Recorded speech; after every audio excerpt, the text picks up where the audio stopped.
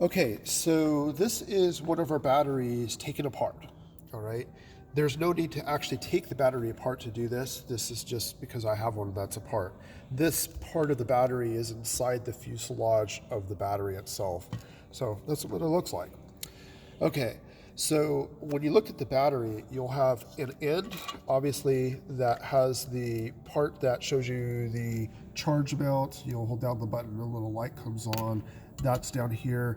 It's actually at the top of the battery where it latches in.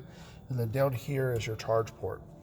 So the business end of it is the charge port side that we're after. You take this cap off, and here's what you find inside. You have 4 wires.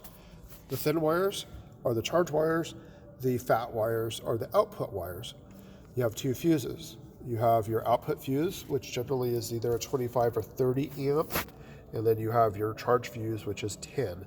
It's a standard ATC automotive fuse, nothing special. Okay, so what you can do is that before you do anything whatsoever, you can turn your multimeter on. I always put mine on at 200 volts. Just for protective, I have killed a couple of these, so I do it this way. Your outer lugs are your positive and negative, so you'll see a number. Okay, this happens to be 54.9, 55. This is a special battery.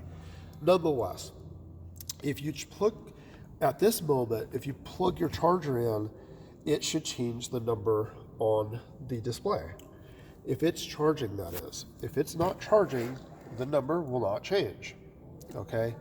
So that lets you know that the fuse isn't working, because technically speaking, when you charge it, you've got power coming in through the charge port, through the battery, back out to your multimeter.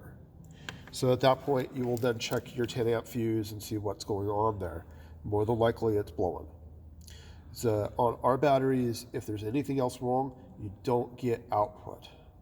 So input is always on the charge side on this here. So once you have this troubleshooted, put the fuse in there, plug your charger in, and then you should be able to see the charge amperage coming through, and it will change this generally to 54.6 as it's charging. That should be all there is to it.